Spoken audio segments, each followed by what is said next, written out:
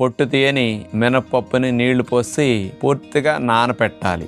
గారెల పిండికి అనుకూలంగా మనం గ్రైండ్ చేసుకోవాలి. పొట్టు తీయకుండా ఉండటం వల్ల ఏంటంటే గొల్లు వస్తాయి, గారెలు కమ్మగా ఉంటాయి, చాలా స్పెషల్ టేస్ట్ కి. పొట్టు తీసేసరికి చప్పదనం వచ్చేస్తుంది అనమాట. ఇక బియ్యపు ఉప్పుడు రవ్వ తీసుకున్నాం, ఇడ్లీ రవ్వ అంటాం కదా, అది కాస్త నీళ్లు పోసి 20 నిమిషాలు పావు గంట నానపెట్టుకుంటే బాగుంటుంది అనమాట.